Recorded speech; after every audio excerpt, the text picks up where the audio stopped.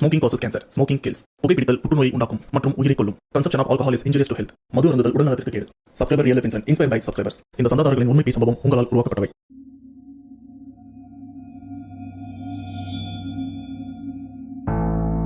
நானும் என்னோட நண்பர்களும் படிப்பு காலத்தை முடிச்சதுக்கப்புறம் சரி இதுக்கப்புறம் நாம் ஒன்றா பார்க்க போகிறோமா, ஒரே இடத்துல வேலை பார்க்க போகிறோமா அப்படின்லாம் தெரியாது. அதனால் கிடைக்கிற லீவில் நாம் எங்கேயாச்சும் ஹாப்பியாக வெளியில் போய் சுற்றிட்டு வரலாம் அப்படின்னு எங்கள் ஃப்ரெண்ட்ஸ் எல்லாருமே பிளான் பண்ணோம். அதுக்கேற்ற மாதிரி தமிழ்நாட்டில் இருக்கிற ஒரே ஒரு ஊருக்கு மட்டும் இல்லை, தமிழ்நாட்டில் இருக்கிற நிறைய ஊருக்கு நாங்களும் பயணம் பண்ண ஆரம்பித்தோம். எங்களால் முடிஞ்ச வரைக்கும் நாங்களும் எங்களுடைய நினைவுகள் அந்த மெமரிஸை நாங்களும் சேவ் பண்ண ஆரம்பித்தோம். இப்படி நாங்கள் எல்லாருமே வெளியில் போனதுக்கப்புறம் ரொம்பவே சந்தோஷமாக இருந்தோம். ஆனால் போன இடத்துல நாங்கள் விளையாட்டுத்தனமாக பேய் கூட விளையாடலாம் அப்படின்னு ஓஜா போர்ட் கேமையும் ட்ரை பண்ணோம்.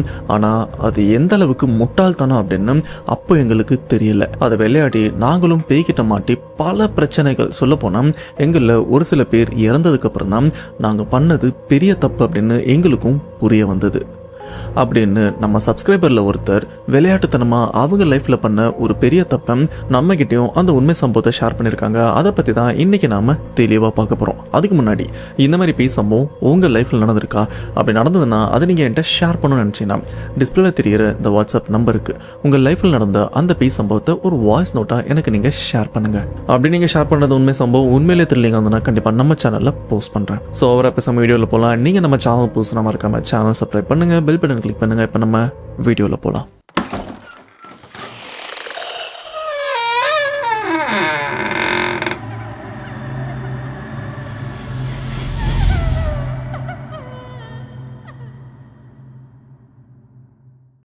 இந்த உண்மை சம்பவத்தை நமக்கு ஷேர் பண்ண சப்ஸ்கிரைபர் இவரோட நேம் உதய் சங்கர். இவர் மதுரையை சேர்ந்தவர். அண்ட் உதய் சங்கர் இவரும் மதுரையில் இருக்கிற ஒரு காலேஜில் தான் இவரோட படிப்பையும் முடிச்சிருக்காரு. அண்ட் வழக்கம் போல காலேஜ் படிக்கும்போது பசங்க பொண்ணுங்க எவ்வளோ ஹாப்பியாக இருப்பாங்களோ அதே மாதிரி தான் இவரும் அவங்க ஃப்ரெண்ட்ஸ் கூட அந்த சந்தோஷமான நாட்களை அனுபவிச்சுட்டு வந்திருக்காரு. படிப்பு அப்படின்னு ஒரு சில நேரம் கொஞ்சம் கடுப்பாக இருந்திருக்காரு. ஆனால் என்னதான் இருந்தாலும் நம்ம ஸ்கூலில் இருக்கும்போதும் சரி காலேஜில் இருக்கும்போதும் சரி அந்த ஒரு வாழ்க்கை பிடிக்காத மாதிரி தான் இருக்கும். ஆனால் அதை விட்டு வெளியில் வந்து உண்மையான வாழ்க்கை உள்ள வரும்போது தான் ஐயோ ஸ்கூல் லைஃப்பை மிஸ் பண்ணுறோமே, காலேஜ் லைஃப்பை மிஸ் பண்ணுறோமே, காலேஜ் ஃப்ரெண்ட்ஸு ஸ்கூல் ஃப்ரெண்ட்ஸ் எல்லாம் மிஸ் பண்ணுறோமே அப்படின்னு ரொம்பவே வருத்தப்படுவோம். அதே மாதிரி தான் உதய் சங்கர் அண்ட் இவங்க ஃப்ரெண்ட்ஸ் கேங் எல்லாருமே ரொம்பவே ஃபீல் பண்ணவும் ஆரம்பிக்கிறாங்க. என்னடா காலேஜும் முடிய போகுது, இதுக்கப்புறம் நாம எங்கேருந்து மீட் பண்ணுறது அப்படின்னு அந்த காலேஜ் முடிகிற டைம்லையும் இவங்களுக்குள்ள அந்த பேச்சுவார்த்தை வரவும் ஆரம்பிச்சிருச்சு. அண்ட் உதய் சங்கர் இவங்க கேங்கில் மொத்தமாக 6 பேரும் இருக்காங்க. இதில் 2-3 பேர் பார்த்தீங்கன்னா அராத்து அப்படின்னு சொல்லலாம். அதாவது இந்த அடிதடி பிரச்சனை அப்படின்னு வீண் வம்ப விலைக்கு வாங்குறவங்க. ஆனால் அந்த சம்பவத்தை நம்ம ஷேர் பண்ண உதய் இன்னும் ஒருத்தரும் இருக்காரு. இவங்க 2 பேருமே ஏதாச்சும் பிரச்சனைனா அந்த பிரச்சனைலேருந்து எஸ்கேப்பும் ஆயிடுவாங்க. முடிஞ்ச வரைக்கும் பிரச்சனை வரதை தவிர்ப்பாங்க. இன்னொருத்தர் பார்த்தீங்கன்னா ரொம்பவே இன்னசென்ட். இந்த மாதிரி எல்லா கலப்பும் கலந்து தான் இந்த ஒரு கேங்கும் இருந்துட்டு இருக்க. இந்த காலேஜ் ஃபைனல் இயர் முடியும் போது பார்த்தீங்கன்னா இந்த 6 பேருமே என்ன பிளான் பண்ணுறாங்கன்னா, மச்சான் நம்ம பேசாமல் ஏதாச்சும் ஒரு ட்ரிப் ஒன்று போயிட்டு வரலாம் அப்படின்னு மற்ற கேங் மாதிரி இந்த பசங்களும் பிளான் பண்ண ஆரம்பிக்கிறாங்க. ஆனால் இவங்க பிளான் பண்ணுறது கொஞ்சம் டிஃப்ரெண்ட்டாக இருக்குது. இப்போ நார்மலாக மற்ற பசங்கள்லாம் பிளான் பண்ணாங்கன்னா அது சின்ன ட்ரிப்னா இந்த ஊட்டி கொடைக்கானல் இந்த மாதிரி போன இடத்துக்கு தான் அதிகமாக போவாங்க. பட் இந்த பசங்க பிளான் பண்ணுற விஷயம் டேய் நம்ம அதெல்லாம் விட தமிழ்நாட்டில் மோஸ்ட்டாக நிறைய ஊருக்கு ட்ராவல் பண்ணலாம், நிறைய அட்வென்ச்சர் பண்ணலாம் அப்படின்னு இவங்க தமிழ்நாட்டில் இருக்கிற மற்ற எல்லா ஏரியாவும் கவர் பண்ணுறதுல தான் கான்சன்ட்ரேட் பண்ணிட்டு இருக்காங்க. இப்படி இவங்க இந்த ட்ரிப்புக்கு பிளான் பண்ண அடுத்த ஒரு வாரத்துக்குள்ள எல்லா விஷயத்தையுமே ரெடி பண்ணிடுறாங்க. காசாக இருக்கட்டும், எப்படி போகிறது, எங்கே தங்குறது அப்படின்னு எல்லா விஷயத்தையுமே பக்காவாக பிளான் பண்ணி அந்த ஒரு வாரத்துக்கு அப்புறம் இவங்களும் பைக் ரெடி பண்ணி மதுரையிலேருந்து ஃபஸ்ட்டு எங்கே வராங்கன்னு பார்த்தீங்கன்னா சென்னைக்கும் வராங்க. அதாவது சென்னையிலேருந்து ட்ராவல் பண்ணி போகிற வழியில் என்னென்ன ஊர் இருக்கோ அது எல்லாத்தையுமே கவர் பண்ணிட்டு ஃபைனலாக அவங்க ஊருக்கு போகிறதான் பிளானாக இருந்துட்டு இருக்கு. அதுக்கேற்ற மாதிரி சென்னைக்கு வராங்க. சென்னை சுற்றி இருக்கிற மற்ற ஊருக்கும் போகிறாங்க. அப்படியே தஞ்சாவூருக்கும் போகிறாங்க. தஞ்சாவூருக்கு போயிட்டு தஞ்சை பெரிய கோவிலும் பார்த்துட்டு அப்படியே சுற்றி அந்த இடத்தையும் நல்லா பார்த்து என்ஜாய் பண்ணிட்டு அதுக்கு அடுத்ததாக திருச்சிக்கும் வராங்க. இப்படி திருச்சி வந்ததுக்கப்புறம் திருச்சியில் என்னென்ன சுற்றி பார்க்க முடியுமோ எல்லாத்தையும் சுற்றி பார்த்துட்டு ஆல்மோஸ்ட் இதுக்கே ஒரு வாரமும் போயிடுது. அப்போது திருச்சியில் இவங்க என்ன பண்ணுறாங்கன்னா சரி ஏதாச்சும் ஹோட்டல் இருக்கா செக் பண்ணி பார்க்கலாம் அப்படின்னு இவங்களும் செக் பண்ணி பார்க்க. ஆனால் இவங்க போன அந்த ஒரு நேரத்தில் பார்த்தீங்கன்னா மோஸ்ட்டாக எல்லா ஹோட்டலும் பட்ஜெட்டில் இருக்கிற எல்லா ஹோட்டலும் ஆல்மோஸ்ட் புக் ஆகிட்டு இருக்கு. இவங்களுக்கும் ரூம் கிடைக்கல. அப்போ திருச்சிக்கு அவுட்டரில் ஒரு ஹோட்டலும் இருக்குது. இவங்களுக்கு ஏற்ற மாதிரி ஒரு பட்ஜெட்லேயும் இருக்க. சரிடா அங்கேயும் போயிடலாம், கொஞ்சம் ட்ராவல் பண்ண மாதிரியும் இருக்கும். ஆனால் அந்த ஹோட்டலும் ஏதோ ஃபாரஸ்ட்டில் இருக்கிற மாதிரி இருக்குது, பார்க்குறதுக்கு நல்லா இருக்கும். அங்கே போயிடலாம் அப்படின்னு சொல்லிட்டு திருச்சி அவுட்டரில் இருக்கிற அந்த பர்டிகுலர் ஹோட்டலுக்கும் போகிறாங்க. அந்த ஹோட்டலில் பார்த்தாலே இவங்களுக்குள்ள ஒரு பயமும் இருக்கும். ஏன்னா அந்த இடத்துல மோஸ்ட்டாக ஆட்கள் நடமாட்டம் அறவே கிடையாது. ஒருத்தர் 2 பேர் தான் எப்போவாச்சும் போகிறது வரதை பார்க்குறாங்க. அண்ட் ஹோட்டலில் போயிட்டு செக்இன் பண்ணிவிட்டு இவங்க ரூம்குள்ளேயும் போகிறாங்க. அண்ட் இவங்களுடைய எண்ணம் என்னன்னா, என்னடா இந்த ஹோட்டலில் நம்மளை தவிர்த்து வேற யாருமே இல்லாத மாதிரி இருக்கே அப்படின்னு இவங்களும் யோசிச்சிருக்காங்க. டேய், இந்த ஹோட்டல் ரொம்ப தூரத்தில் இருக்குடா, அதுவும் காட்டுக்குள்ளே இருக்கு. மோஸ்ட்டாக இங்கே சீசன் டைமில் தான் க்ரௌட் அதிகமாக இருக்கும். இப்போ தான் சீசன் இல்லையே, இதுக்கப்புறம் தான் சீசனே ஸ்டார்ட் ஆக போகுது, காலியாக இருக்குல்ல, நம்ம என்ஜாய் பண்ணலாம்னு சொல்லிட்டு பசங்க இவங்களும் அந்த ஹோட்டலில் தங்குறாங்க. இப்படி அந்த ஹோட்டல் வந்ததுக்கப்புறம் நல்லா ஃப்ரெஷ் ஆகிட்டு நல்லா சாப்பிட்றாங்க. அப்படியே அந்த இரவு நேரமும் வருது. நைட் டைம் வரும்போது என்னடா கொஞ்சம் போர் அடிக்கிற மாதிரி இருக்கு, ஏதாச்சும் விளையாடலாமா அப்படின்னு யோசிக்கும் போது அங்கே ஒரு கேரம் போர்டும் இருக்குது. இந்த கேரம் போர்டை பார்க்கும்போது இவங்களுக்கு கேரம் போர்டு விளையாடணும் அப்படின்லாம் தோணலை. அதுக்கு பதிலாக அந்த கேரம் போர்டில் கொஞ்சம் சேஞ்சஸ்லாம் பண்ணி ஓய்ஜா போர்ட் கேமை ஏன் நம்ம இதில் ட்ரை பண்ணக்கூடாது, இந்த போர்டும் வந்து நல்லா சாஃப்டாக இருக்குது, அண்டு கேரம் காயினும் இருக்குது, இதை வச்சே நாம் பேய் கூட பேசுகிற கேம் விளாட்லாம்டா, நிறைய பேர் ட்ரை பண்ணியிருக்காங்க, என்னென்னவோ ஆயிருக்குன்னு சொல்லியிருக்காங்க, நம்மளும் ட்ரை பண்ணலாம் அப்படின்னு இந்த டீமில் இருக்கிற ஒரு நண்பரும் சொல்ல, இதை கேட்ட மற்ற ஃப்ரெண்ட்ஸுங்கெல்லாம் வேணா சொல்லுவாங்கன்னு பார்த்தீங்கன்னா எல்லாருமே டேய் செம்ம ஐடியாடா, செம்ம ஃபன்னாக இருக்கும், கண்டிப்பாக விளையாடலாம் அப்படின்னு இவங்களும் அதுக்குண்டான விஷயங்கள்லாம் பண்ணிட்டு இருக்காங்க. அந்த கேரம் போர்டு எடுத்து அதில் ABCD அண்டு 1 2 3 SRNO சூரியன் நிலா அது கூடவே குட் பை அப்படின்னு இந்த ஓய்ஜா போர்டில் என்னென்ன விஷயங்கள் இருக்குமோ அது எல்லாத்தையுமே இந்த கேரம் போர்டில் வரையவும் ஆரம்பிக்கிறாங்க. வரைஞ்சதுக்கப்புறம் இப்போது ஓய்ஜா போர்ட் கேமும் ரெடி. அந்த கேமை ஸ்டார்ட் பண்ணலாம் அப்படின்னும் போது இந்த டீமில் 2-3 பசங்க அடங்காத பசங்கன்னு சொன்னோம் பார்த்தீங்களா, அதில் ஒரு நண்பர் என்ன சொல்கிறாருன்னா, டேய் கேம் விளாட்லாம், ஆனால் இந்த ரூம்குள்ளே வேண்டாம், இந்த பில்டிங்க்கு பின்னாடி பார்த்தல காடு மாதிரி இடம் இருக்கு, அண்டு அந்த இடம் பார்க்குறதுக்கு நல்லா ஹாரராக இருக்கும், இது வேற ஹாரர் கேம்னு சொல்கிறேன், அங்கே போய் விளாட்னாதான்டா இந்த கேமுக்கே அழகு அப்படின்னு சொல்ல, இந்த ஒரு விஷயத்த இங்கே இருக்கிற பசங்க யாருமே எதிர்பார்க்கல. டேய் என்னடா சொல்கிற, நைட் டைம் ஆகுது, இந்த நேரம் அங்கே போனால் அங்கே ஏதாச்சும் விலங்குலாம் இருக்க போது, நமக்கு ஏதாச்சும் பிரச்சனை வரப்போகுதுடா அப்படின்னு சொல்ல, ஆனால் அந்த அடங்காத பையன் கூட இன்னும் 1-2 அடங்காத பசங்க இருக்காங்களே, அவங்களாம் டேய் வாடா போயிட்டு வரலாம், அப்படி நம்மக்கிட்ட தான் வெப்பன்ஸ்லாம் இருக்குல்ல அப்படின்னு சொல்ல, இவங்க இந்த ட்ரிப்புக்கு கிளம்பும் போது கொஞ்சம் இவங்களுடைய சேஃப்டிக்காக இரும்பைட்டும் சின்ன கத்தி அப்படின்னு இவங்க பேக்கில் சேஃப்டிக்கு எடுத்து வச்சிருக்காங்க. நான் ட்ராவல் பண்ணும்போது கூட அந்த மாதிரி எடுத்து வச்சிருப்பேன், ஏன்னா எல்லா டைமும் போலீஸ் நம்மளை வந்து காப்பாற்றுவாங்கன்னு எதிர்பார்க்க முடியாது. அதே மாதிரி தான் இந்த பசங்களும் கொஞ்சம் சேஃப்டிக்கு பொருள்லாம் வச்சிருக்க. சரிடா அந்த காட்டுக்குள்ளே போகலாம், அதுக்கு முன்னாடி மொபைலில் ஃபுல் சார்ஜ் போட்டு வச்சுங்க, எமர்ஜென்சினா யூஸ் ஆகும், ஆனால் நம்ம சேஃப்டிக்கு பாக்கெட் நைஃபு சின்ன பேட்டெல்லாம் எடுத்து வந்தோம் பார்த்தீங்களா, இது எல்லாத்தையுமே எடுத்துங்க, நம்ம பின்னாடி போகலாம் அப்படின்னு சொல்லிட்டு பசங்க இப்போது அந்த பேய் கேமுக்கு தயாராகிறாங்க. ஆனால் இந்த சம்பவத்தை நமக்கு ஷேர் பண்ண உதய் இதுதான் நான் என் வாழ்க்கையிலே பண்ண பெரிய தப்பு அப்படின்னு இப்பவும் ஃபீல் பண்ணியிருக்காரு. இதை அவரோட வாயாலே சொல்லியிருக்காரு. இப்போ இந்த பசங்க எல்லாருமே அந்த பொருள் ஓய்ஜா போர்டு கையில் இருக்கிற அந்த வெப்பன்ஸ்லாம் எடுத்துட்டு அந்த ஹோட்டலை விட்டு வெளியிலையும் வராங்க. வெளியில் வந்து பார்த்தா ஃபுல் இருட்டாக இருந்துட்டு இருக்கு. அப்படியே அந்த ஹோட்டலுக்கு பின்னாடியும் போகிறாங்க. பின்னாடி பார்த்தா அப்படியே காடு தான், சொல்லப்போனால் ஒரு காட்டுக்குள்ளே தான் அந்த ஹோட்டலும் இருந்திருக்கு. அந்த ஹோட்டலுக்கு பின்னாடி அந்த காடு எப்படி இருக்குன்னு பார்த்தீங்கன்னா, ஒரு மனுஷன் ஒரு 5.5 அடியிலேருந்து 6 அடி மனுஷன் அங்கே தூரத்தில் நின்னான்னா கிட்டத்தட்ட அவனுடைய முட்டி அவனுடைய தொடைப்பகுதி வரைக்கும் இந்த புற்கள்லாம் ஹைட்டாக வளர்ந்ததுன்னா எப்படி இருக்கும், பொதுறு மாதிரி இருக்கும் பார்த்தீங்களா, அந்த மாதிரி தான் அந்த இடமும் இருக்க. இதை பார்க்கும்போது இவங்களுக்கும் டேய் உள்ளே போகிறது சேஃப்டி தானா, ஏன்னா அந்த காட்டுக்குள்ளே ஏதாச்சும் விலங்கு இருந்தால் கூட நமக்கு தெரியாது, ஏன்னா பார்க்குற இடம் எல்லாமே பொதுறு மாதிரி தான் இருக்குது, கொஞ்சம் சேஃப்டியாக இருங்க அப்படின்னு இவங்களுக்குள்ளவே அந்த ஃபன்னான பேய் கேமுக்கு தயாராயிட்டாங்க. இப்போ இந்த எல்லா பசங்களுமே அந்த காட்டு பகுதிக்குள்ள அந்த பொதுறு மாதிரி இருக்குல்ல அதுக்குள்ள நடக்கவும் ஆரம்பிக்கிறாங்க. அண்டு கையில் பெருசாக ஒரு கொம்பு வச்சு அந்த புல்லெல்லாம் கொஞ்சம் நகர்த்தி டார்ச்லாம் அடிச்சுட்டு கொஞ்சம் சேஃப்டியாக உள்ளேயும் போகிறாங்க. அண்ட் இந்த இடம் கருகுமுன்னு இருட்டாக தான் இருக்குது. இப்படியே இவங்களும் அந்த புட்கள் பகுதிக்குள்ள அப்படியே உள்ளே போயிட்டே இருக்க அப்போ பசங்க பேசிக்கிறாங்க, டேய் என்னடா பார்க்குற இடம் ஃபுல்லாக முட்டி அளவுக்கு புல்லும் வளர்ந்துருக்கு, எங்கே உட்காந்து இந்த கேமை விளையாட அப்படின்னு யோசிக்க, டேய் கொஞ்சம் முன்னாடி போடா எதனா இடம் இருக்கும் அப்படின்னு அப்படியே முன்னோக்கி போயிட்டே இருக்காங்க. இவங்க நினச்ச மாதிரி கொஞ்சம் முன்னாடி போக போக அந்த புல்லோட ஹைட் எல்லாமே பார்த்தீங்கன்னா அப்படியே குறைஞ்சிட்டு ஒரு லெவலுக்கு அப்புறம் வெறும் கணுக்கால் ஹைட்டு தான் அந்த புல்லாம் இருக்கு. டேய் இந்த இடம் கரெக்டாக இருக்கும், இங்கே உட்காந்துக்கலாம் அப்படின்னு சொல்லிட்டு இப்போது அந்த புட்களோட ஹைட்டு ரொம்பவே கம்மியாக இருக்கிற இடத்துல இவங்களும் உட்காந்து அந்த கேரம் போர்டை வச்சு அந்த இடத்துல ஒரு மெழுகுவத்தி ஏற்றி வச்சு அந்த கேரம் போர்டை சுற்றி இந்த 6 பேருமே உட்காந்துக்கிறாங்க. உட்காந்தது மட்டும் இல்லாமல் அந்த கேரம் போர்டு விளையாடுறதுக்கு ஒரு பெரிய காயின் இருக்கும் பார்த்தீங்களா, அந்த காயின் எடுத்து அந்த கேரம் போர்டு சென்டரில் வச்சு எல்லாருமே அது மேலே விரலையும் வைக்கிறாங்க. விரல் வச்சதுக்கப்புறம் இந்த இடத்துல உதய் இவரும் கேட்குறாரு, எங்கே ஏதாச்சும் ஆன்மாக்கள் இருக்கீங்களா, அப்படி உண்மையிலே இருந்தீங்கன்னா எங்கள் கூட கம்யூனிகேட் கம்யூனிகேட் பண்ணுங்க, எங்க கூட பேசணும்னு நினைச்சீங்கன்னா எங்க கூட பேசுங்க, நீங்க இருக்கிறத இந்த இடத்துல ப்ரூவ் பண்ணுங்க அப்படின்னு சொன்னா அடுத்த செகண்டே பார்த்தீங்கன்னா அங்க இருக்கிற காயின் அப்படியே நகர்ந்து எஸ் அப்படின்ற ஒரு இடத்துல போய் நிக்குது. இதுக்கு முன்னாடி பார்த்த நம்ம உண்மை சம்பவத்தில் நிறைய பேர் இந்த ஓஜா போர்ட் கேமும் ட்ரை பண்ணியிருப்பாங்க. ஏன் நான் கூட ட்ரை பண்ணியிருக்கேன். ஆனால் ஆரம்பத்தில் யாராச்சும் ஆன்மா இங்கே இருக்கீங்களான்னு கேட்கும்போது எந்த ரெஸ்பான்ஸுமே இருக்காது. ஒரு 5லேருந்து 10 நிமிஷம் விளாட்றதுக்கு அப்புறம் கூட எந்த ரெஸ்பான்ஸுமே இருக்காது.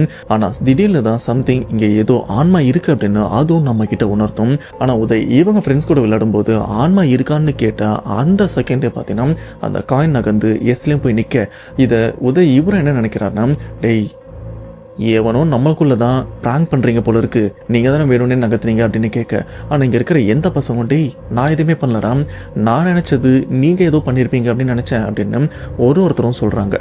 இருந்தாலும் சந்தேகம் வந்துருச்சுல, திரும்ப அந்த ஒரு விஷயத்த ட்ரை பண்ணி பார்க்கலாம் அப்படின்னு இங்கே ஆன்மா ஏதாச்சும் இருக்கீங்களா அப்படின்னு இப்போ அந்த காயினில் விரல் யாருமே வைக்கல.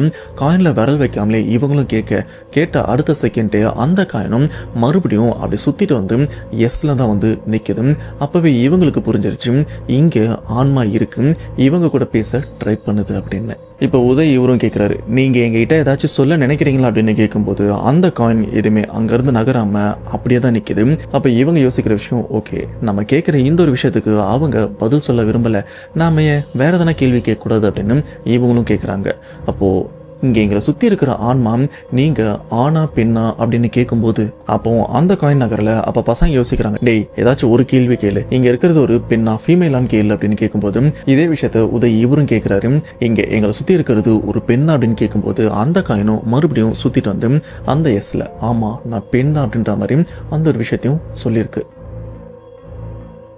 இப்போ இந்த டீமில் இருக்கிற வேற ஒரு பையன் எடக்கு மடக்கா கேள்வியும் கேட்குறாரு, ஓகே இங்கே ஆன்மா இருக்கு, நீங்கள் எங்களை கொன்னுருவீங்களா அப்படின்னு கேட்கும்போது இப்போ அந்த காயின் மறுபடியும் அப்படி சுற்றிட்டு வந்து எஸ்ஸில் தான் நிற்குது. அதுக்கான அர்த்தம் ஆமாம் நான் உங்களை கொல்லுவேன் அப்படின்னு. இப்போ இங்கே இருக்கிற பசங்கள்லாம் கொஞ்சம் பயப்படவும் ஆரம்பிக்கிறாங்க. இது உண்மையாக பொய்யான்னு தெரியல, ஆனால் யாரோ ஒருத்தவங்க கண்ணுக்கு தெரியாத ஏதோ ஒரு விஷயம் நம்மளை கொன்னுருன்னு சொல்லும்போது நம்மளை அறியாமலே ஒரு பயம் வரும்ல, அதனால் இவங்களும் பயப்பட ஆரம்பிக்கிறாங்க.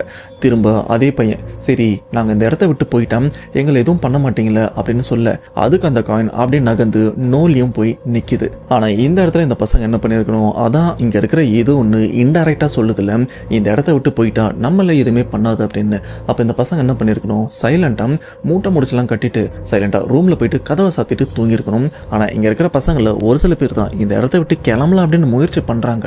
ஆனா இந்த டீம்ல தான் அராத்து அடங்காத பசங்க 2 பேர் இருக்காங்களே. இப்ப அந்த பையன் அங்க இருக்கிற ஆன்மா கிட்ட வாய் விட்டுறான், ஏய் நின்னா அவ்வளோ பெரிய ஆளா, நான் நின்னா பொம்பளையா, எங்களை ஏதாச்சும் பண்ணாமல் பார்க்கலாம், முடிஞ்சா நான் கொல்லாமல் பார்க்கலாம் அப்படின்னு தேவையில்லாத வார்த்தைகள்லாம் அந்த இடத்துல பயன்படுத்த சரி இதோட நிறுத்திருக்கணும்.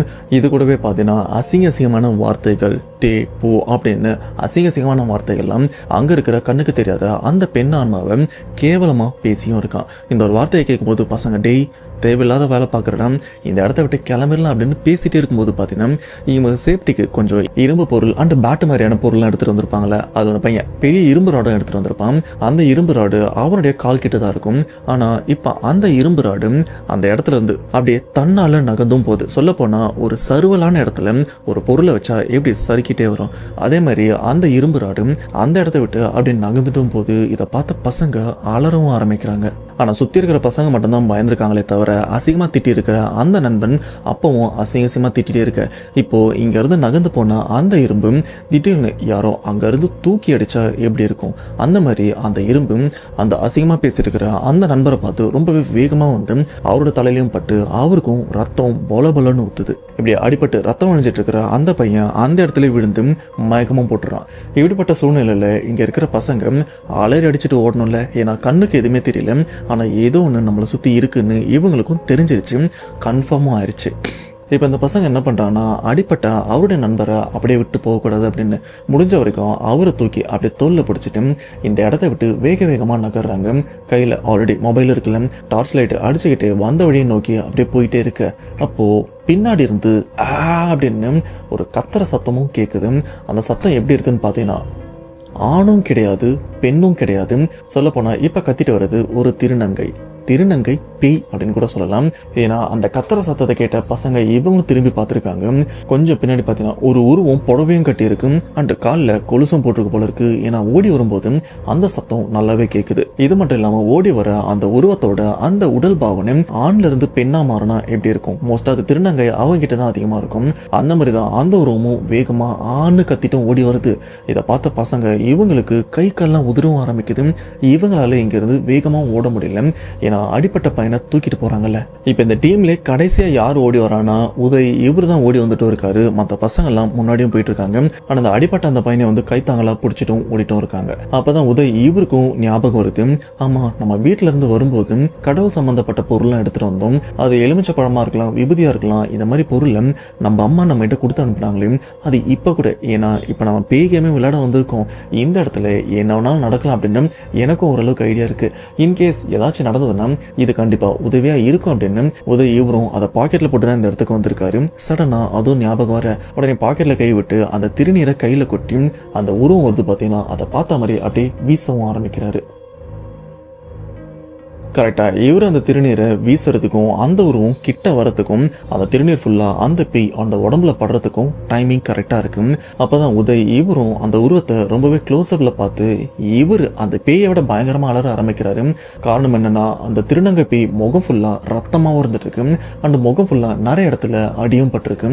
இப்படிப்பட்ட உருவத்தை ரொம்பவே க்ளோஸில் பார்த்தா அடுத்த செகண்டே உதய் இவருக்கும் இதே துடிப்பும் வேகமாக அதிகரித்து அப்படியே இதயமே வெடிச்சிடுற மாதிரி அந்த அளவுக்கும் பயந்துரு. இதுக்கப்புறம் அங்க இருக்கிற அந்த திருநங்கை பேயால இவங்களுக்கு கொஞ்ச நேரத்துக்கு தொல்லையும் இல்லை. இந்த கேப்ல பார்த்தீங்கன்னா பசங்க எல்லாருமே வேக வேகமா அவங்க தங்கி இருக்கிற அந்த ஹோட்டலுக்குள்ளேயும் போயிடுறாங்க.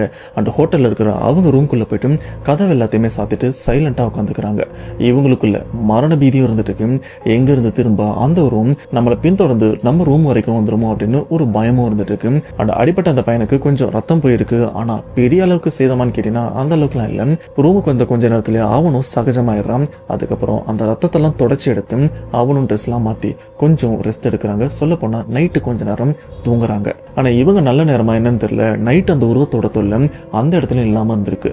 பொழுது விடிஞ்ச உடனே இவங்க யோசிக்கிற விஷயம், எப்பா ட்ரிப் எல்லாமே ஓவர், நம்ம ஒரு வாரம் ட்ரிப் பிளான் பண்ண மாதிரி அந்த ஒரு வாரம் அனுபவிச்சிட்டோம், இதுக்கப்புறம் நாம கிளம்பி ஊருக்கு போகலாம் அப்படின்னு சொல்லிட்டு இவங்களும் விடிய காலையில் எந்திரிச்ச உடனே இவங்க துணிமணி எல்லாத்தையுமே பேக் பண்ணவும் ஆரம்பிக்கிறாங்க. அப்போ உதய் இவரும் அவர் ட்ரெஸ் எல்லாம் பேக் பண்ணிட்டு இருக்கும்போது பக்கத்தில் தானே நைட்டு அடிப்பட்ட அந்த நண்பரும் படுத்துட்டு இருக்காரு. அப்போ அந்த நண்பர் அசைவில்லாமல் படுத்துட்டு இருக்கிறத பார்த்த உதய் இவருக்கும் கொஞ்சம் பயம் வருது.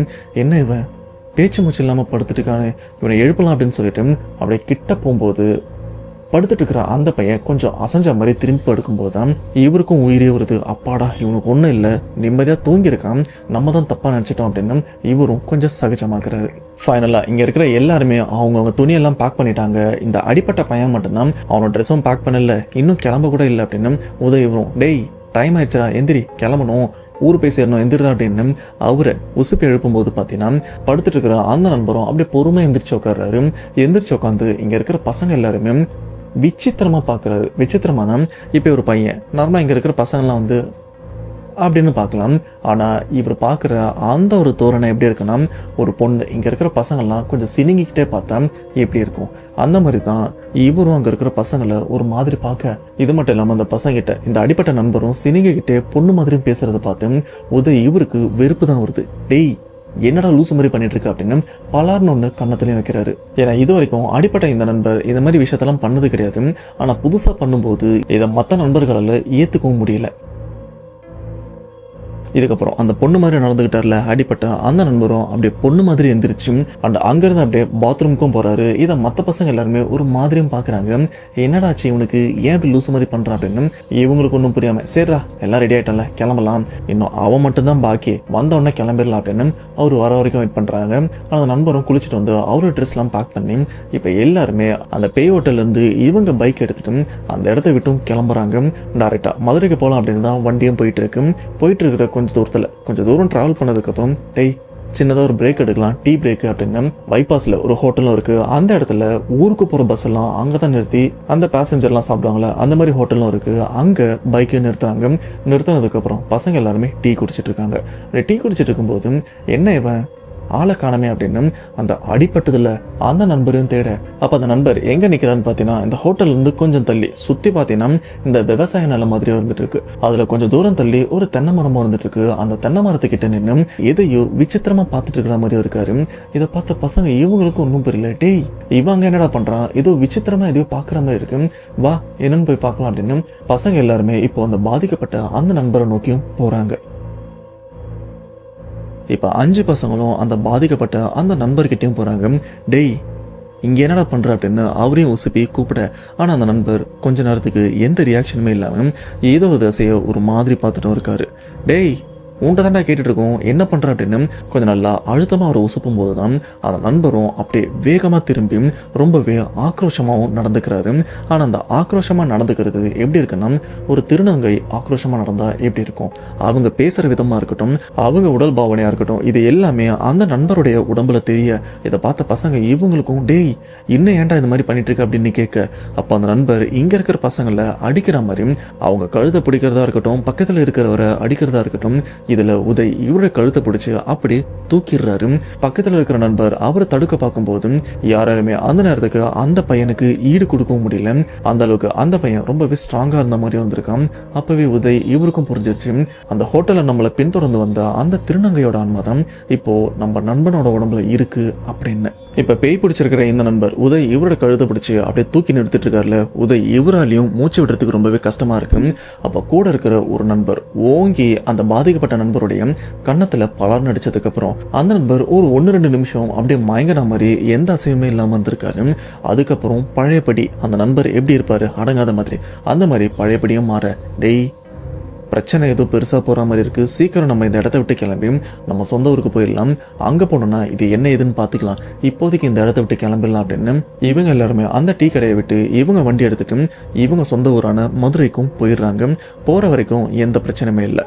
அங்கே போனதுக்கப்புறம் அந்த பேய் பிடிச்ச அந்த நண்பரை சேஃப்டியாக அவங்க வீட்லேயும் விட்டுடுறாங்க. அப்படி விட்டதுக்கப்புறம் மற்ற பசங்க எல்லாருமே அவங்கவுங்க வீட்டுக்கும் போயிட இப்படியே அன்னைக்கு நைட்டும் வருது.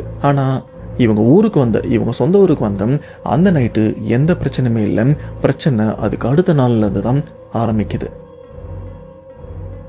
இந்த சைடில் உதய் அண்ட் மற்ற பசங்க எல்லாருமே அந்த அடுத்த நாள் நைட்டு வீட்டில் எல்லாருமே நிம்மதியாக தூங்கிட்டு இருக்காங்க. ஆனால் பாதிக்கப்பட்ட அந்த நண்பர் அவங்க வீட்டில் பெரிய அட்டுழியமே பண்ணிட்டு இருக்காரு. வீட்டில் ஒரு மாதிரி பயங்கரமாக கத்துறதா இருக்கட்டும், ஒரு பொண்ணு மாதிரி நடந்துக்கிறதா இருக்கட்டும், அந்த வீட்டில் இருக்கிறவங்ககிட்டே அடங்காத மாதிரி ஏதேதோ பண்ணுறதா இருக்கட்டும், இந்த மாதிரி விஷயத்தெல்லாம் அந்த நண்பரும் பண்ண அவங்க அம்மாக்கும் இவன் ஏன் இப்படி பண்ணுறான், இவன் நம்ம பையன் தானே, அப்புறம் ஏன் இது பொண்ணு மாதிரி நடந்துக்கிறான் அப்படின்னு அவங்களுக்கே சந்தேகம் வந்திருக்கு.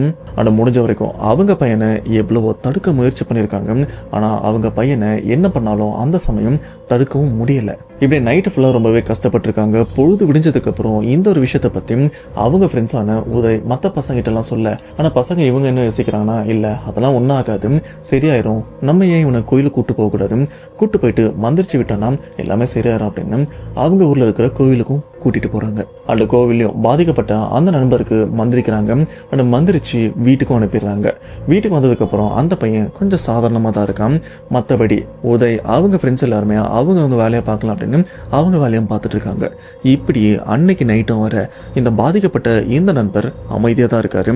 யாருக்கிட்டையுமே எதுவும் பேசல, சகஜமாகவும் இல்லை, பேய் மாதிரியும் நடந்துக்கல. இப்படி அந்த ராத்திரி அந்த பாதிக்கப்பட்ட அந்த பையனும் நார்மலாக தூங்கவும் ஆரம்பிக்கிறாரு.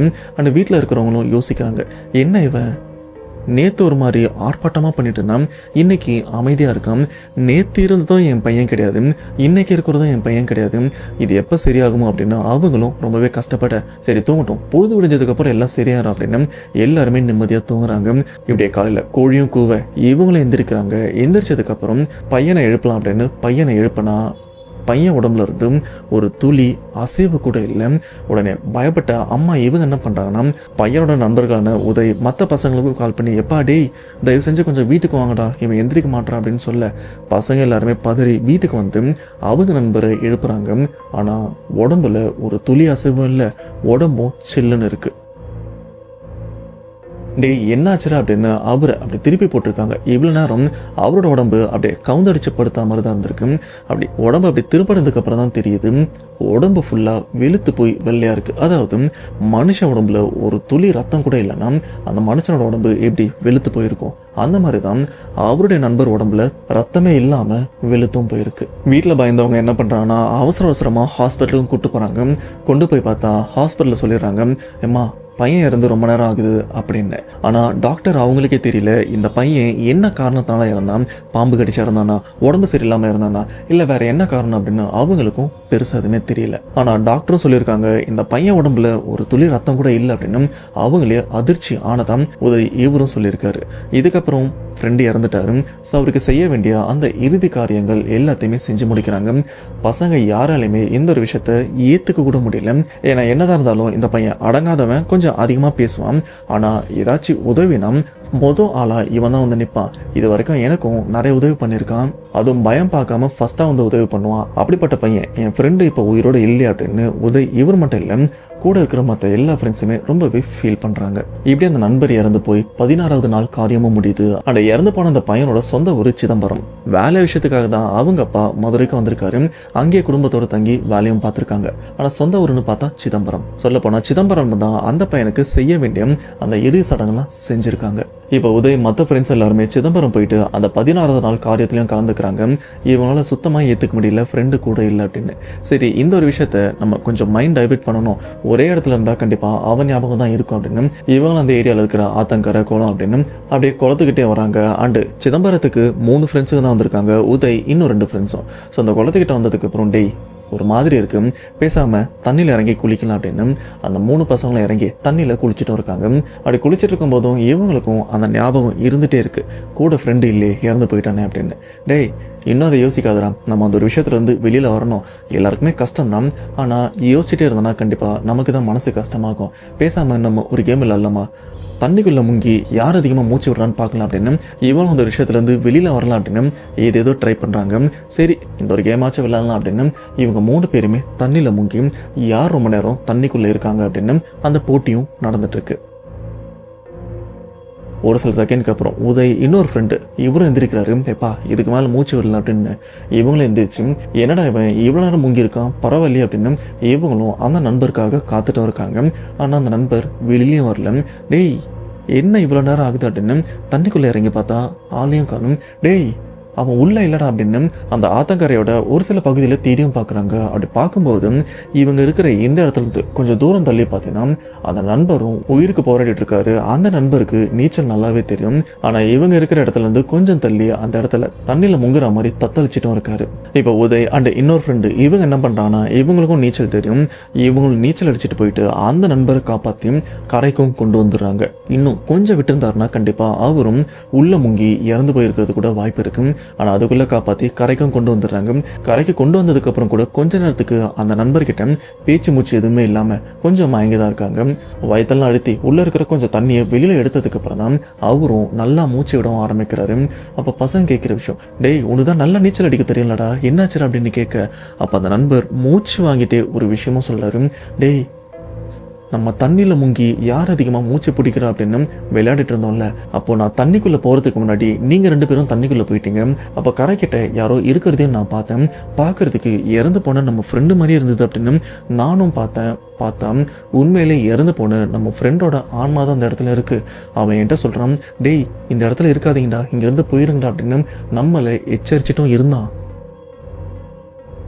டேய் இங்கே இருக்காதீங்கடா, அந்த ஆன்மா உங்களை சும்மா விடாது, கண்டிப்பாக உங்களை கொன்னுரும், இந்த இடத்துல இருக்காதீங்க, இந்த இடத்த விட்டு போயிருங்க அப்படின்னு திரும்ப திரும்ப கரையில் இருக்கிற இவங்க நண்பனுடைய ஆன்மா இவங்களை எச்சரிச்சிட்டு இருக்க. அப்போ தண்ணியில் இருக்கிற இந்த நண்பருக்கு அந்த ஒரு விஷயம் நல்லா கேட்குது. ஆனால் கன்ஃபார்ம் பண்ணுறதுக்காக டேய் என்னடா சொல்கிற அப்படின்னு கேட்க, அப்படி என்னடா சொல்கிற அப்படின்னு கேட்கும்போது பார்த்தீங்கன்னா திடீர்னு ஏதோ ஒன்று இவருடைய காலை பிடிச்சி அப்படி தரன்னு அந்த தண்ணி உள்ள இழுத்துட்டும் போயிருக்கு. அப்படி இழுத்துட்டு போனது தான் கொஞ்சம் தூரம் தள்ளி இவரையும் தண்ணிக்குள்ளே மூக்கி கொல்றதுக்கும் முயற்சி பண்ணியிருக்கு.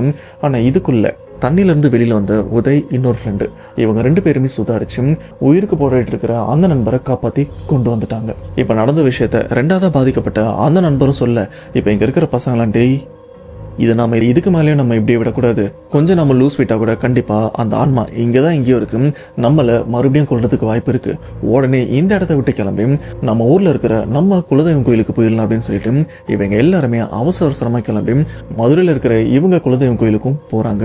அப்படி குலதெய்வம் கோயிலுக்குள்ள காலை எடுத்து வைக்கும்போது அந்த கோவிலோட பூசாரி, டேய் உங்களுக்காக எவ்வளோ நாள்டா காத்துட்டு இருக்கிறது, நீங்கள் முன்னாடியே வந்திருந்தீங்கன்னா இந்நேரம் ஒரு உசுறு போயிருக்காதுல்ல அப்படின்னு அந்த பூசாரி சொல்ல, இந்த ஒரு விஷயத்த கேட்ட அந்த பசங்களுக்கு தூக்கி வாரி போடுது.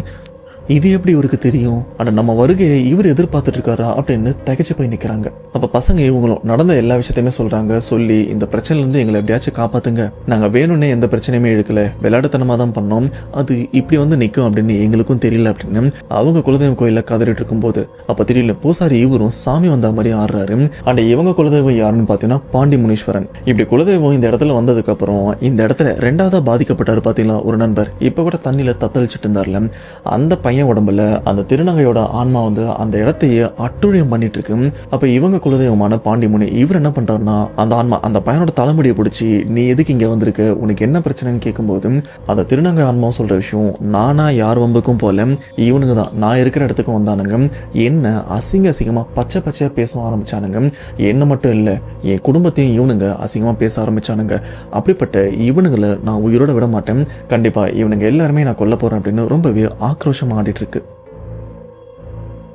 இது மட்டும் இல்லாமல் நல்லா வாழணும்னு நினச்சேன், இந்த ஹோட்டல் சைடு தான் நானும் ஸ்கூட்டரில் போயிட்டு இருந்தேன், அப்போ எதிர்பாராத விதத்தில் ஒரு லாரி என்ன இடிச்சு ஸ்பாட்லேயே நானும் இறந்து போயிட்டேன், எனக்கு ஆக்சிடென்ட் ஆனதுக்கப்புறம் கூட கொஞ்ச நேரத்துக்கு உயிர் இருந்தது, என்னை ஹாஸ்பிட்டலில் சேர்த்துருந்தா கூட நான் உயிர் பழிச்சிருப்பேன். இந்த ஒரு விஷயம் அந்த லாரி டிரைவருக்கும் நல்லா தெரியும். ஆனால் எனக்கு அதிகப்படியான ரத்தம் போனதுனால அவனும் பயந்து என்ன பண்ணியிருக்காருனா என்னோட உடல் எடுத்துகிட்டு வந்து இந்த ஹோட்டலுக்கு பின்னாடி காடு மாதிரி இடமும் இருக்கு, அந்த இடத்துல புதைச்சிட்டும் போயிட்டான். அப்படிப்பட்ட என் சமாதிக்கு மேலே உட்காந்து தான் இந்த பசங்களும் ஏதேதோ விளையாடி என்ன உசுப்பேத்தி அசிங்கமாகவும் பேசியிருக்கான், என் குடும்பத்தையும் பேசியிருக்கான். இப்படிப்பட்ட இவனுங்களை நான் கண்டிப்பாக உயிரோட விட மாட்டேன், எனக்கு இவனோட உடம்பு வேணும், இவன் உடம்பு வச்சு எனக்கு உண்டான விஷயங்களை நானே பண்ணிக்கிறேன் அப்படின்னு அந்த இறந்து போன திருநங்கையோட ஆன்மாவும் கதறிட்டு இருக்கு. குலதெய்வமும் எதுக்காக இவன் உடம்பை கேட்கிற அப்படின்னு கேட்க, என்ன ஆக்சிடென்ட் பண்ணி கொன்ன அந்த லாரி டிரைவர் இன்னமும் உயிரோட தான் இருந்துட்டு இருக்கான், அவனை கொல்றதுக்காக நானும் பல முயற்சி எடுத்தேன், ஆனால் எல்லாமே தோல்வி அடைஞ்சது, இப்போ எனக்கு இவன் உடம்பு கிடைச்சதான், கண்டிப்பா அவனை தேடி போய் நான் கொல்லும் அப்படின்னு வைராக்கியமா சொல்ல, ஆனா குலதெய்வம் இந்த ஒரு விஷயத்துக்கு அலோ பண்ணல. நீ என்ன நினைச்சாலும் இந்த பையன் உடம்புல உன்னால இருக்க முடியாது, மரியாதையா நீயா வெளியில வந்துட்டேன்னா உனக்கு நல்லது, அப்படி இல்லைனா நான் என்ன பண்ணுவேன்னு தெரியும்ல அப்படின்னு சொல்லும்போது அந்த ஆன்மாவும் பயந்துருது. பயப்படுறதுக்கு காரணம் என்ன தெரியுமா, இன்னும் அந்த ஆன்மா பழிவாங்க வேண்டிய அந்த டிரைவரை பழிவாங்கல. இன்கேஸ் நான் அடம்பிடிச்சும் இந்த பையன் உடம்புல இருந்துருவேன் அப்படின்னு சொன்னா கண்டிப்பா இங்க இருக்கிற குலதெய்வம் என்ன அழிக்கிறது கூட வாய்ப்பு இருக்கு. அப்படி அழிச்சிட்டா அந்த டிரைவரை என்னால பழிவாங்க முடியாது. அதுக்கு சாமர்த்தியமா இப்போதைக்கு இந்த பையன் உடம்பை விட்டு வெளியில வந்து பொறுமையா நமக்கு தேவையான விஷயத்த பண்ணிக்கலாம் அப்படின்னு அந்த திருநங்கையோட ஆன்மா இந்த பையனோட உடம்பை விட்டு வெளியில வந்துடுது. வெளியில வந்ததுக்கு அப்புறம் சொல்ற விஷயம், இப்ப இவரை நான் விட்டுறேன், ஆனா கண்டிப்பா என் உயிர் போறதுக்கு காரணமா அந்த டிரைவரை நான் சும்மா விட மாட்டேன் அப்படின்னு சொல்லிட்டு அந்த இடத்த விட்டும் போயிருது. இப்படி அந்த திருநங்கையோட ஆன்மா அந்த இடத்த விட்டு போனதுக்கு அப்புறம் குலதெய்வம் இவங்க சொல்ற விஷயம், அந்த ஆன்மா உங்க மேல கொலவெறியில இருந்துட்டு இருக்கு, போன ஆன்மா எப்ப வேணாலும் திரும்பி வரத்துக்கும் வாய்ப்பு இருக்கு. இப்ப நீங்க பண்ண வேண்டிய விஷயம், அந்த ஆன்மாவை கொஞ்சம் குளிர்விக்கிறதுக்காக அதோட இடத்துல போயிட்டு நீங்க அதுக்கு பிடிச்ச மாதிரி படையில போடுங்க. இது கூடவே வளையல், புடவை அண்ட் பெண்கள் சம்பந்தப்பட்ட ஒரு சில பொருட்கள் எல்லாம் அந்த இடத்துல வச்சு மன்னிப்பும் கேட்டு வந்துருங்க. அதுக்கப்புறம் உங்களுக்கு பிரச்சனை இருக்காதுன்னு சொன்னதுக்கு அப்புறம் பசங்க இவங்களும் கிளம்பி திருச்சி அவுட்டர்ல இருக்கிற அந்த ஹோட்டல் கிட்டயும் போறாங்க. அந்த ஹோட்டலுக்கு பின்னாடி இருக்கிற அந்த காடு மாதிரியான இடம் இவங்க விளையாடுனாங்களே அந்த இடத்துக்கும் போறாங்க. இவங்க எக்ஸாக்டா எந்த இடத்துல அந்த ஊஜா போட் கேம் விளையாடுனாங்களோ அந்த இடத்துல படையில போடுறாங்க. அண்ட் வளையல், புடவை, மஞ்சள், குங்குமம் அப்படின்னு இந்த மாதிரி பொருள்லாம் வச்சு நாங்க பண்ணது தப்பு தான், எங்களை மன்னிச்சிருங்க அப்படின்னு மன்னிப்பு கேட்டு அந்த இடத்த விட்டு திரும்பி பார்க்காமலும் வந்துடுறாங்க. இப்படி இந்த படையல் மாதிரி இந்த விஷயம்லாம் பண்ண ஒரு சில நாட்களுக்கு அப்புறம் பசங்க இவங்களுக்கும் ஒரு நியூஸ் தெரிய வருது. எக்ஸாக்டா இந்த ஹோட்டல் கிட்ட ஒரு லாரி ஆக்சிடென்ட் ஆயிருக்கு, ஒரு மரத்துல மோதி ஆக்சிடென்ட் ஆயிருக்கு, லாரி டிரைவரும் ஸ்பாட்லேயே இறந்து போயிருக்காரு அப்படின்னு. ஆனா இப்போ வரைக்கும் கன்ஃபார்மா தெரியாது அந்த லாரி டிரைவர் தான் இவரா இல்ல இது எதிர்ச்சியா நடந்த ஒரு ஆக்சிடென்டா அப்படின்னு. ஆனா அந்த பிரச்சனைக்கு அப்புறம் தான் இங்க ஒரு லாரி ஆக்சிடென்ட் ஆயிருக்கு, டிரைவரும் இறந்து போயிருக்காரு, மேபி அதுவா கூட இருக்கிறதுக்கு வாய்ப்பு இருக்கா தெரியல. நாங்க தப்பிச்சிட்டோம். ஒரு நியூஸ் வந்துச்சு, லாரி டிரைவர் வந்து லாரி வந்து மரத்துல மோதிச்சு, டிரைவர் ஸ்பாட் அப்படின்ற மாதிரி நியூஸ் வந்துச்சு. அப்படி கன்ஃபார்ம் பண்ணி அது முடிச்சிருச்சு போல அப்படின்ட்டு. இதுக்கு நடுவில் அப்பா ஒரு நைட்டு நாங்கள் பட்ட பாடிருக்கு. 1 மாசம் கழிச்சு உடனே நாங்க போல இந்த ஆத்தங்கரைக்கு. 1 மாசம் ஒரு ஒரு 1 வீக் 1 மாசம் முடிஞ்சுச்சு. அந்த 16ஆம் காரியம் முடிஞ்ச உடனே 16ஆவது காரியம் முடிஞ்ச உடனே ஒரு வாரம் நைட் அங்கேயே தான் தங்கிட்டு இருந்தா. நைட்டுல ரொம்ப குடும்பம் ப்ரோ. காலை பிடிச்சி தூக்கி போடுது, இழுத்து பெட்ல இருந்து கீழே இழுத்து விடுது. திடீர்னு பக்கத்துல வந்து மூஞ்சி காட்டுது. இந்த மஞ்சள் இந்த ரத்தம் அப்பன மாதிரி மூஞ்சி காட்டுது. ரொம்ப ஒரு திகில் தான். எங்க போனாலும் பின்னாடியே வர மாதிரி, பாத்ரூம் போனா கூட உள்ள யாரும் நிக்கிற மாதிரி இருக்கும் bro. ரொம்பவே கஷ்டப்பட்டு தான் இவங்களும் இந்த பிரச்சனைலேருந்து வெளியில் வந்து இப்போது நார்மலாக இருக்காங்க. இப்போ இவங்க லைஃப்பில் எந்த பிரச்சனையுமே இல்லை. ஆனால் இப்போ இவங்க வருத்தப்படுற விஷயம், ஃப்ரெண்ட்ஸாக கேங்காக ஹாப்பியாக இருந்தோம், ஆனால் அதில் ஒரு நண்பன் இப்போ உயிரோடு இல்லைன்னும் போதும் ரொம்பவே கஷ்டமாக இருக்குது. ஆனால் இருந்தாலும் இந்த மாதிரி ஆபத்தான விஷயம், அது இந்த பேய்களை திட்டுற மாதிரி இந்த மாதிரி விஷயத்த இதுக்கப்புறமும் நாங்கள் பண்ண மாட்டோம் அப்படின்னு இவங்களும் மனம் திருந்திருக்காங்க. இப்போ இவங்க ஃப்ரெண்ட்ஸுக்கு நடந்த இந்த சம்பவத்தை கேட்கும்போது உங்களோட தாட் என்ன, மறக்காம கமெண்ட் பாக்ஸில் மென்ஷன் பண்ணுங்க. அவ்வளோதான் மக்களே, சம்பவம் அவர் கண்டிப்பாக இந்த பேய் சம்பவம் உங்களுக்கு பிடிச்சிருக்கு அப்படின்னு நானும் நம்புகிறேன். நிறைய நண்பர்கள் இந்த மாதிரி ஹாப்பியாக வெளியில் போகணும் அப்படின்னு போயிட்டு அந்த இடத்துல ஹாப்பியாக இல்லாமல் ஏடாகூடமாக ஏதாச்சும் பண்ணி வம்ப விலைக்கு வாங்கிக்கிறாங்க. இது பசங்களுக்கும் அடங்கும், பொண்ணுங்களுக்கும் அடங்கும். ஸோ இந்த மாதிரி வெளியில் போயிட்டு பண்ணக்கூடாத விஷயத்த பண்ணால் இப்படி தான் நடக்கும் அப்படின்னு ஒரு எடுத்துக்காட்டு இந்த ஒரு சம்பவமும் இருந்திருக்கு. ஸோ இதை பார்த்தாச்சு, இதுக்கப்புறம் இந்த மாதிரி வம்ப விலை கொடுத்து வாங்காதீங்க. அண்ட் இன்கேஸ் இந்த மாதிரி சிச்சுவேஷனில் இந்த மாதிரி காட்டில் பேய்கிட்ட நீங்கள் மாட்டிங்கன்னா என்ன பண்ணுவீங்க அப்படின்றத மறக்காம கமெண்ட் பாக்ஸில் மென்ஷன் பண்ணுங்க. அண்ட் இதுக்கப்புறம் என்ன மாதிரி உண்மை சம்பவம் உங்களுக்கு வேணும், ஒரு 3 டாபிக் வச்சிருக்கேன். ஜின் உண்மை சம்பவம் இருக்கு, அண்ட் ரத்த காட்டேரியோட உண்மை சம்பவம் இருக்கு. இது கூடவே மோகினி பிசாசு கூடவே பார்த்தீங்கன்னா டெவில் சொல்லப்படுற சாத்தான் சம்பந்தப்பட்ட இந்த மோகினி பிசாசு கூடவே சாத்தான், இது ஒரே சம்பவம். இது இல்லாம தான் ஜின் சம்பவம் அண்டு ரத்த காட்டேரி. ஸோ டோட்டலாக 3 சம்பவம் இருக்கு. இதில் எதை போஸ்ட் பண்ணணும், எது உங்களுக்கு வேணும் அப்படின்னு கமெண்ட் பாக்ஸில் மென்ஷன் பண்ணீங்கன்னா அதை அடுத்த சம்பவமாக உங்களுக்காக நான் ரெடி பண்ணிடுறேன். அதுக்கு பண்ண வேண்டிய விஷயம், அப்படியே கீழே ரெட் கலரில் சப்ஸ்கிரைப் பட்டனும் இருக்கும், பக்கத்திலே பெல் ஐக்கான் கிளிக் பண்ணி ஆல் அப்படின்ற ஆப்ஷனை நீங்கள் கிளிக் பண்ணிங்கன்னா நான் போஸ்ட் பண்ணுற எல்லா வீடியோவும் ஆன் டைம் உங்களுக்கு வந்து சேரும். ஸோ நெக்ஸ்ட் இன்ட்ரெஸ்டிங்கான வீடியோவில் கண்டிப்பாக உங்களை வந்து நான் மீட் பண்ணுறேன். அதுவரை உங்களை மீது விடைபெறுவது உங்கள் நான். பாய்.